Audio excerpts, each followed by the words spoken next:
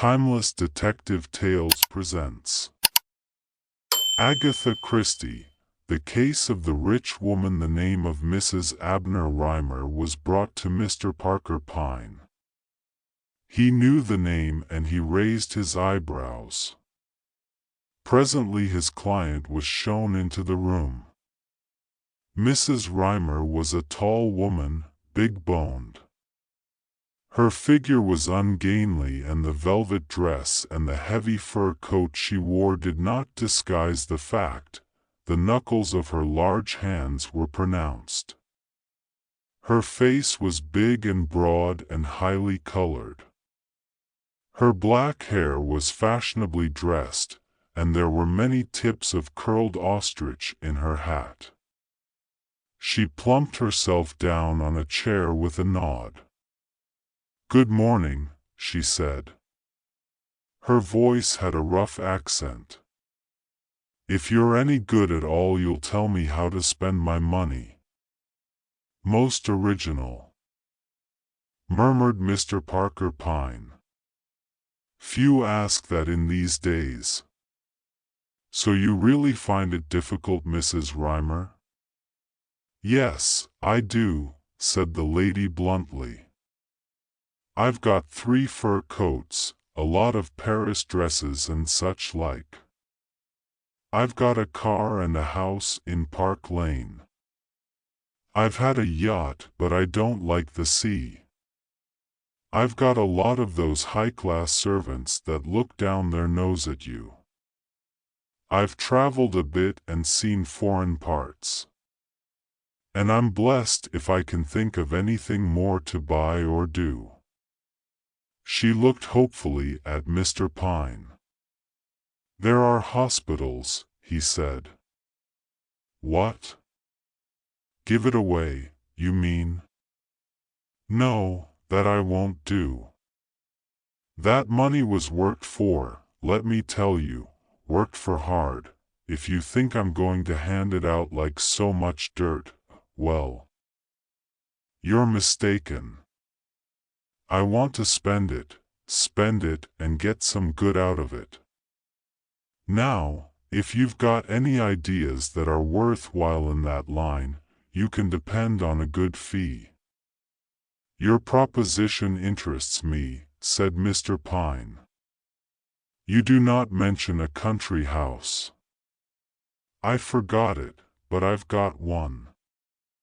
"Bores me to death. You must tell me more about yourself.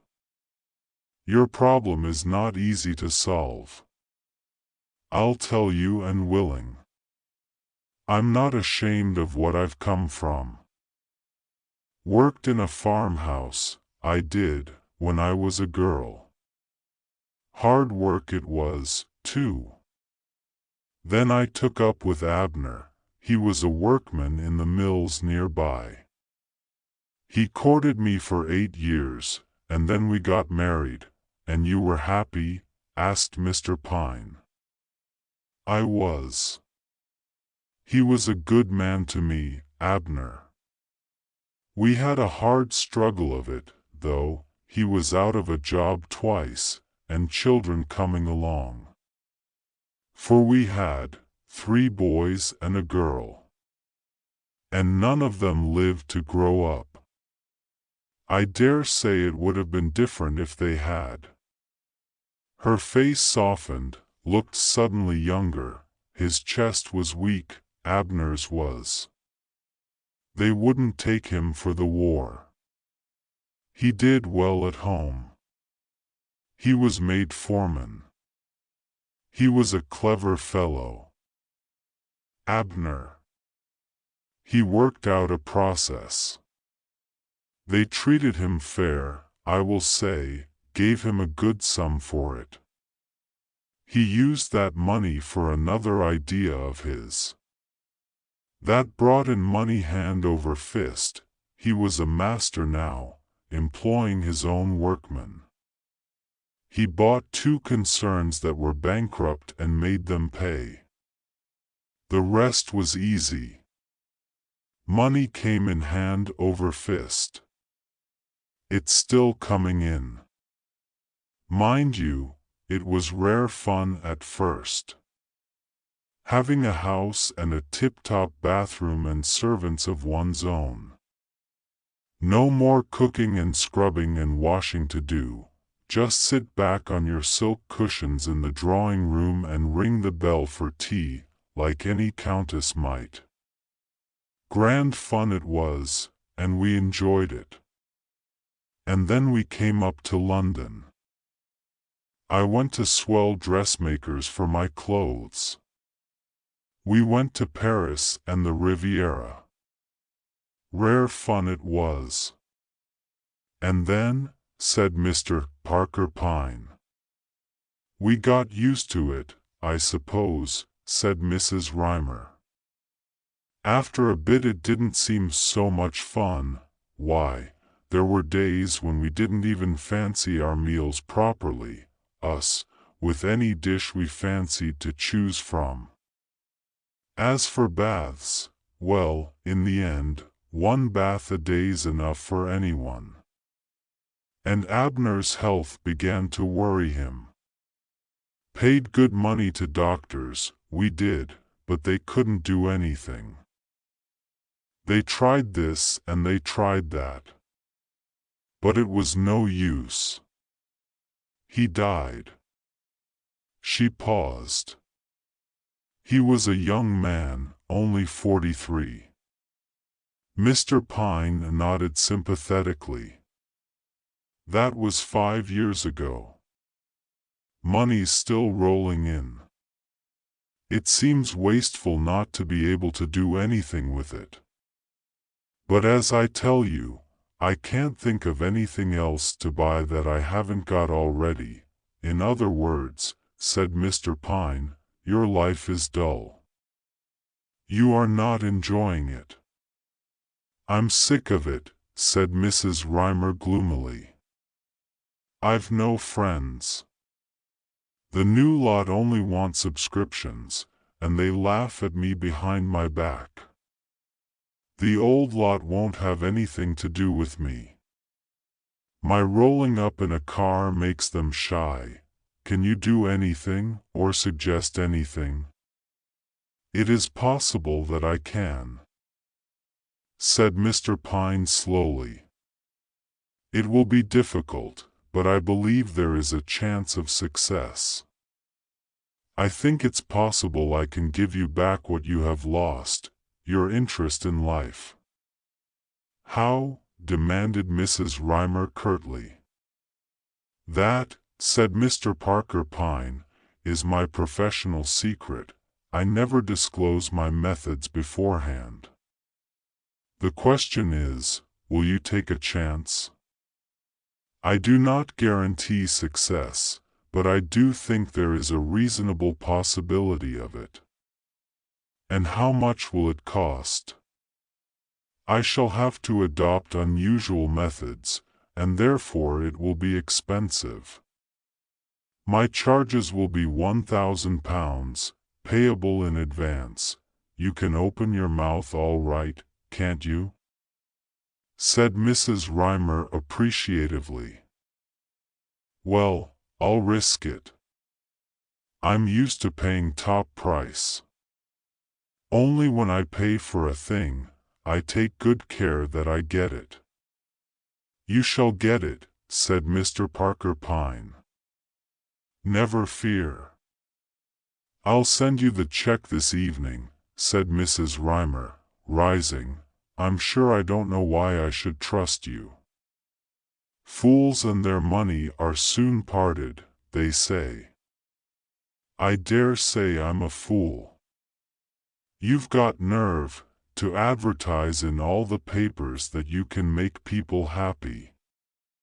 Those advertisements cost me money, said Mr. Pyne. If I could not make my words good, that money would be wasted. I know what causes unhappiness, and consequently I have a clear idea of how to produce an opposite condition. Mrs. Rymer shook her head doubtfully and departed, leaving a cloud of expensive mixed essences behind her. The handsome Claude Luttrell strolled into the office. "Something in my line?" Mr. Pine shook his head. "Nothing so simple," he said. "No, this is a difficult case. We must, I fear, take a few risks. We must attempt the unusual." "Mrs. Oliver?" Mr. Pine smiled at the mention of the world-famous novelist. "Mrs. Oliver," he said, "is really the most conventional of all of us. I have in mind a bold and audacious coup. By the way, you might ring up Dr. Antrobus." "Antrobus?" "Yes. His services will be needed." A week later Mrs. Rymer once more entered Mr. Parker Pine's office. He rose to receive her. "This delay, I assure you, has been necessary," he said. "Many things had to be arranged, and I had to secure the services of an unusual man who had to come half across Europe." "Oh." She said it suspiciously. It was constantly present in her mind that she had paid out a check for £1,000 and the check had been cashed. Mr. Parker Pine touched a buzzer. A young girl, dark, oriental-looking, but dressed in white nurse's kit, answered it. "Is everything ready, Nurse Sarah?" "Yes. Dr. Constantine is waiting." "What are you going to do?" asked Mrs. Rymer, with a touch of uneasiness. "Introduce you to some Eastern magic, dear lady," said Mr. Parker Pine. Mrs. Rymer followed the nurse up to the next floor. Here she was ushered into a room that bore no relation to the rest of the house. Oriental embroideries covered the walls. There were divans with soft cushions and beautiful rugs on the floor. A man was bending over a coffee pot. He straightened as they entered. "Dr. Constantine," said the nurse. The doctor was dressed in European clothes, but his face was swarthy and his eyes were dark and oblique with a peculiarly piercing power in their glance. "So this is my patient," he said in a low, vibrant voice. "I'm not a patient," said Mrs. Rymer. "Your body is not sick," said the doctor, "but your soul is weary. We of the East know how to cure that disease. Sit down and drink a cup of coffee." Mrs. Rymer sat down and accepted a tiny cup of the fragrant brew.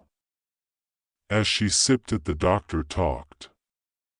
"Here in the West, they treat only the body. A mistake.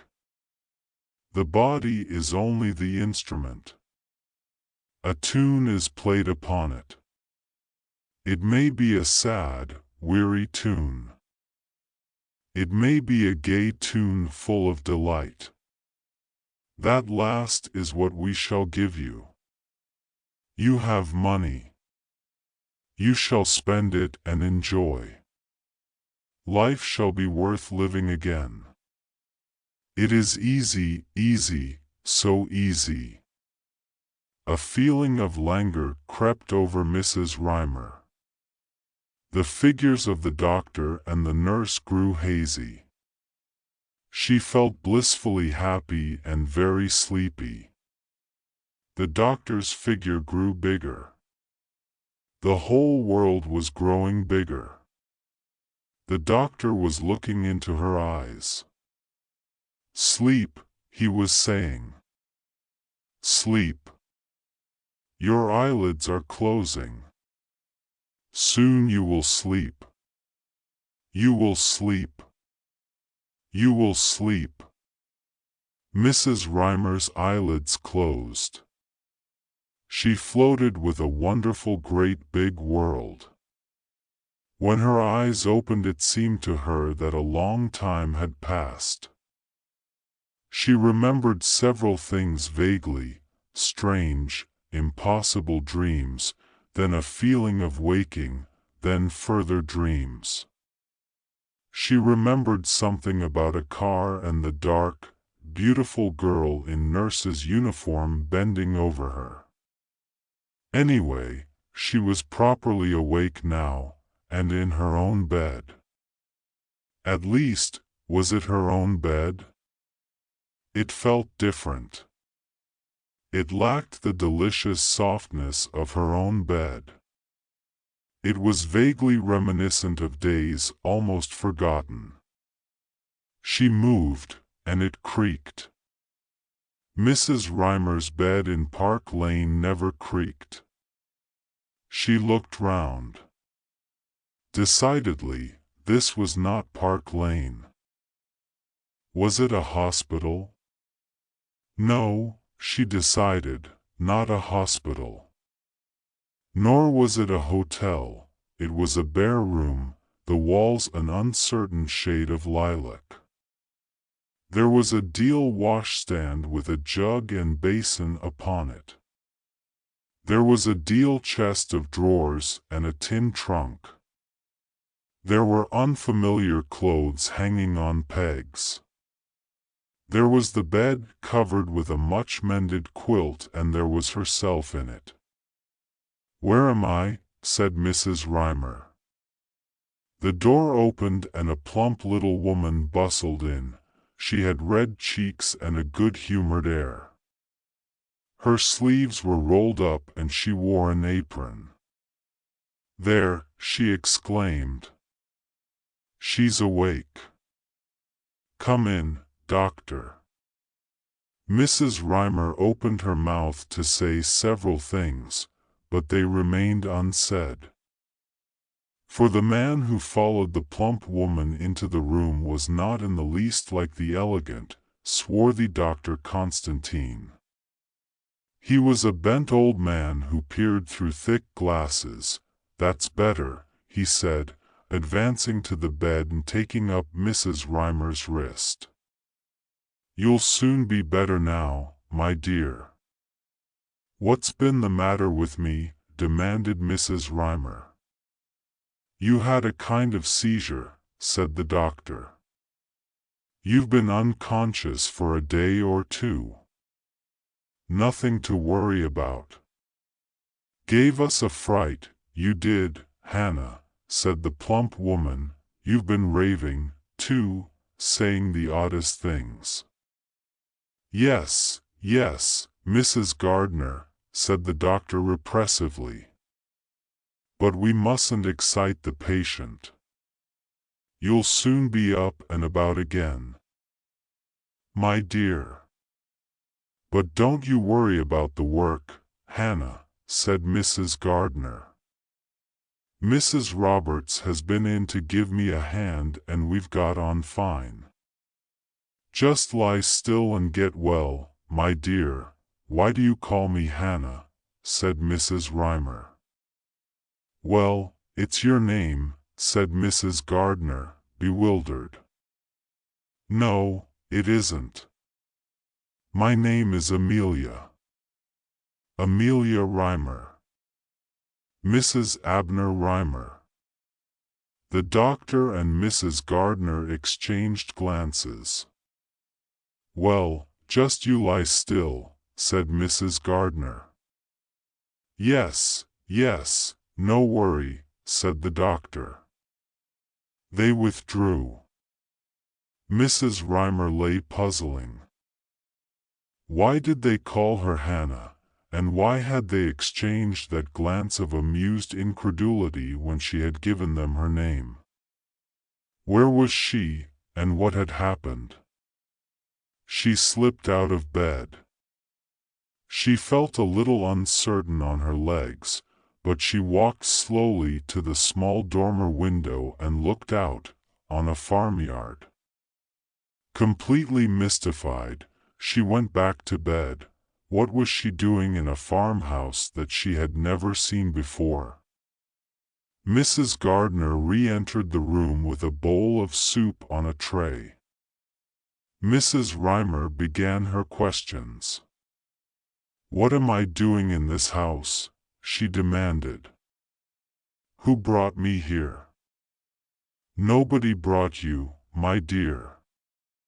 It's your home. Leastways, you've lived here for the last 5 years, and me not suspecting once that you were liable to fits." "Lived here? 5 years? That's right. Why, Hannah, you don't mean that you still don't remember?" "I've never lived here. I've never seen you before. You see, you've had this illness and you've forgotten. I've never lived here."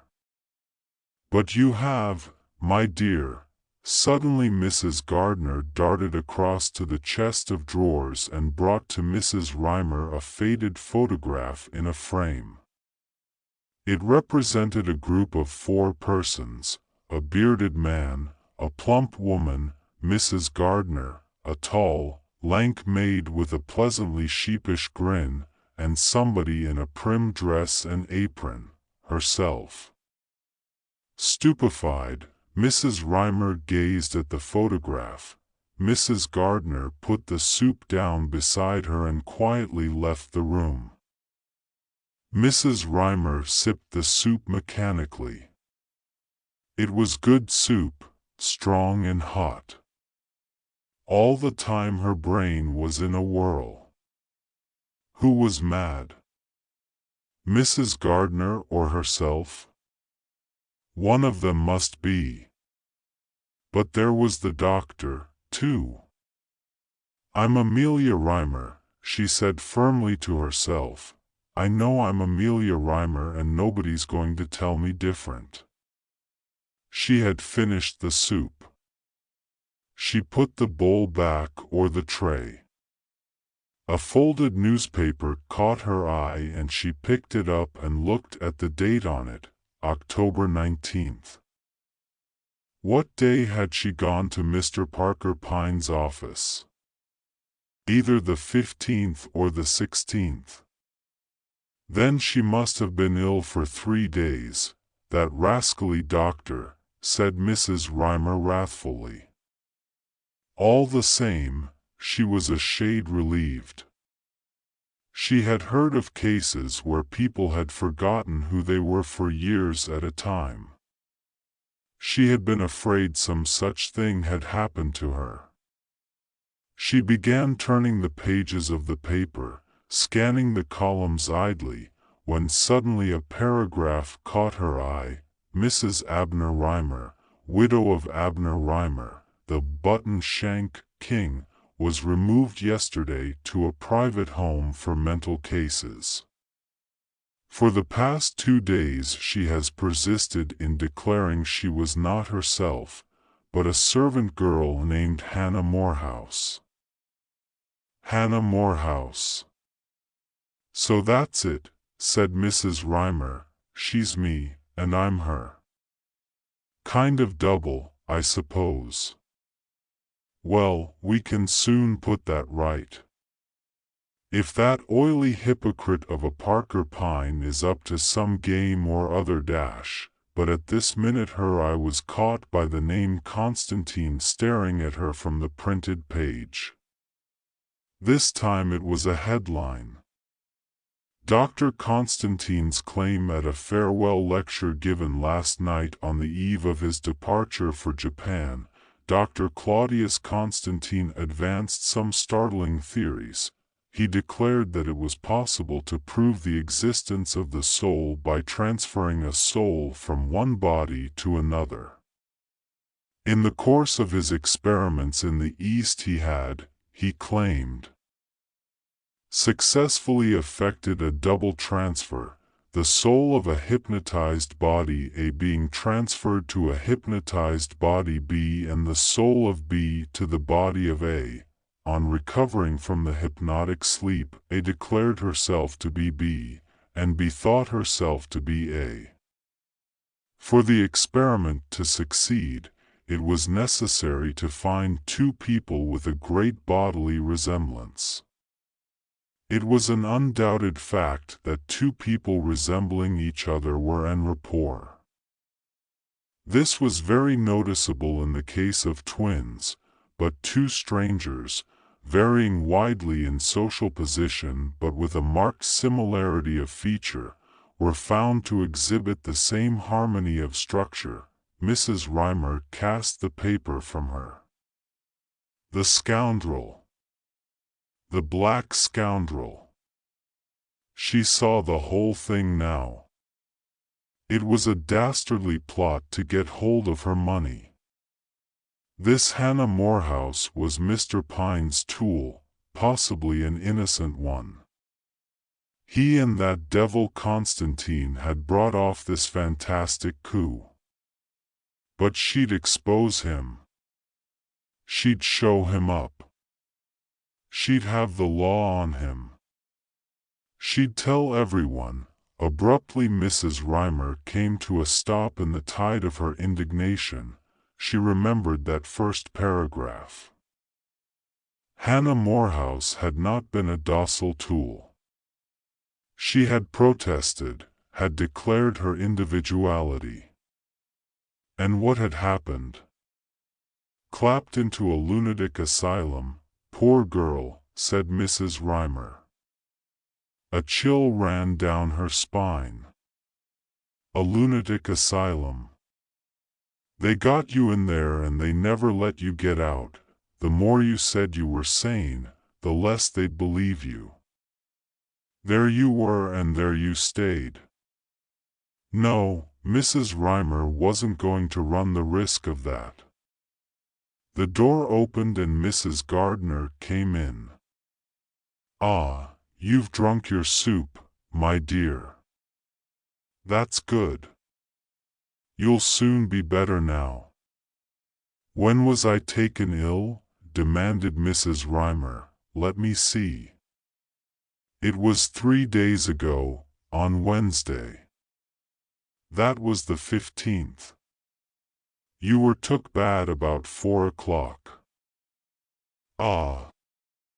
The ejaculation was fraught with meaning. It had been just about 4 o'clock when Mrs. Reimer had entered the presence of Dr. Constantine. "You slipped down in your chair," said Mrs. Gardner. "Oh," you says, "oh," just like that. "And then, I'm falling asleep," you says in a dreamy voice. "I'm falling asleep." And fall asleep you did, and we put you to bed and sent for the doctor, and here you've been ever since. "I suppose," Mrs. Reimer ventured, "there isn't any way you could know who I am, apart from my face." "I mean, well, that's a queer thing to say," said Mrs. Gardner. "What is there to go by better than a person's face, I'd like to know? There's your birthmark, though, if that satisfies you better." "A birthmark?" said Mrs. Reimer, brightening. She had no such thing. "Strawberry mark just under the right elbow," said Mrs. Gardner. "Look for yourself, my dear, this will prove it," said Mrs. Reimer to herself. She knew that she had no strawberry mark under the right elbow. She turned back the sleeve of her nightdress. The strawberry mark was there. Mrs. Reimer burst into tears. 4 days later, Mrs. Reimer rose from her bed. She had thought out several plans of action and rejected them. She might show the paragraph in the paper to Mrs. Gardner and the doctor and explain. Would they believe her? Mrs. Reimer was sure they would not. She might go to the police. Would they believe her? Again she thought not. She might go to Mr. Pine's office. That idea undoubtedly pleased her best. For one thing, she would like to tell that oily scoundrel what she thought of him. She was debarred from putting this plan into operation by a vital obstacle. She was at present in Cornwall, as she had learned, and she had no money for the journey to London.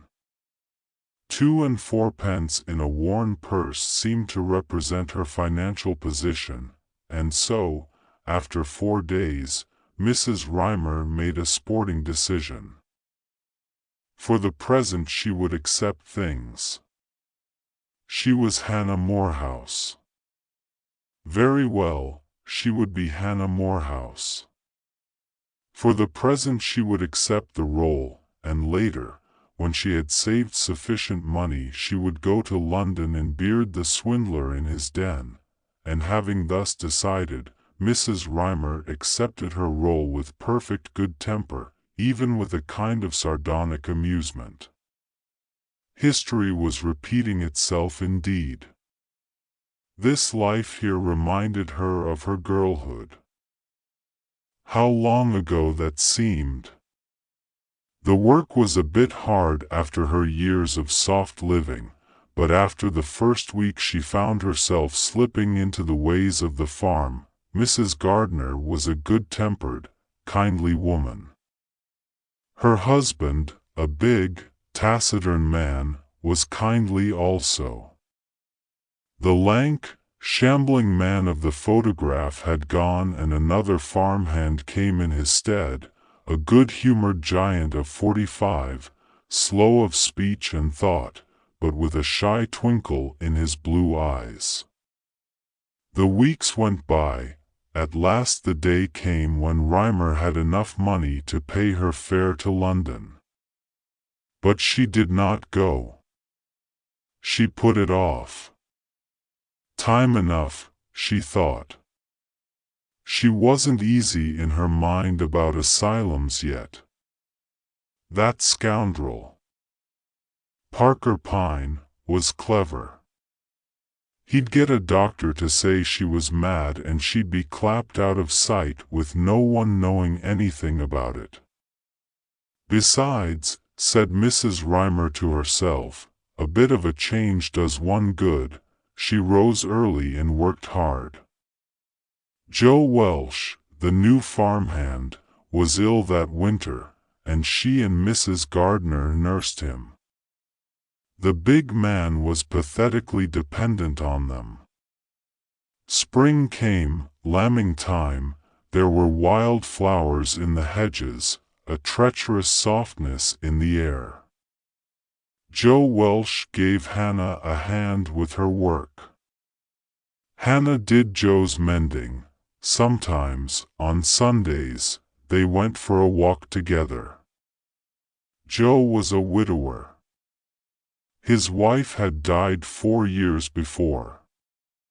Since her death he frankly confessed it, taken a drop too much. He didn't go much to the Crown nowadays. He bought himself some new clothes. Mr. and Mrs. Gardner laughed. Hannah made fun of Joe. She teased him about his clumsiness. Joe didn't mind. He looked bashful but happy. After spring came summer, a good summer that year. Everyone worked hard. Harvest was over. The leaves were red and golden on the trees. It was October 8th when Hannah looked up one day from a cabbage she was cutting and saw Mr. Parker Pyne leaning over the fence. "You," said Hannah, alias Mrs. Rymer. "You." It was some time before she got it all out, and when she had said her say, she was out of breath. Mr. Parker Pyne smiled blandly. I quite agree with you, he said. A cheat and a liar, that's what you are, said Mrs. Reimer, repeating herself. You with your Constantines and your hypnotizing and that poor girl Hannah Morehouse shut up with loonies. No, said Mr. Parker Pyne, there you misjudge me. Hannah Morehouse is not in a lunatic asylum because Hannah Morehouse never existed. Indeed, said Mrs. Reimer. And what about the photograph of her that I saw with my own eyes? Faked, said Mr. Pyne. Quite a simple thing to manage. And the piece in the paper about her? The whole paper was faked so as to include items in a natural manner which would carry conviction.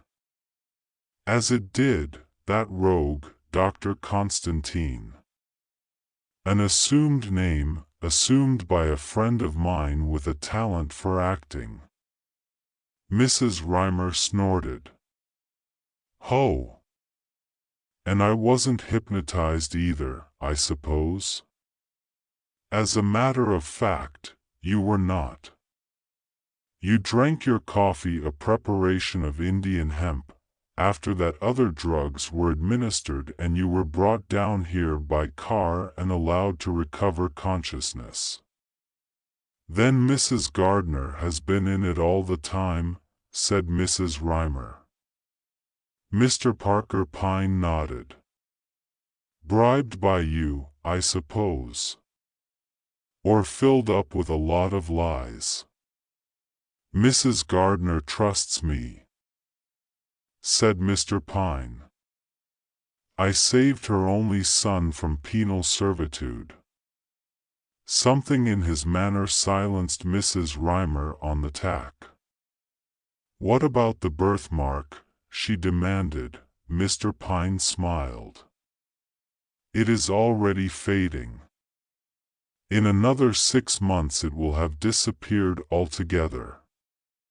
And what's the meaning of all this tomfoolery?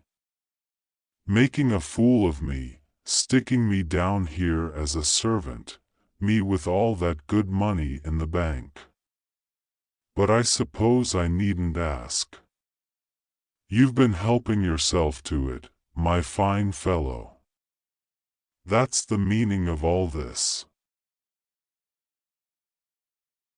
It is true, said Mr. Parker Pyne, that I did obtain from you, while you were under the influence of drugs, a power of attorney, and that during your absence, I have assumed control of your financial affairs, but I can assure you, my dear madam, that apart from that original £1,000, no money of yours has found its way into my pocket.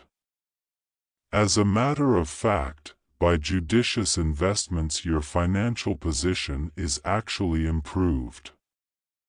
He beamed at her. Then why began Mrs. Reimer.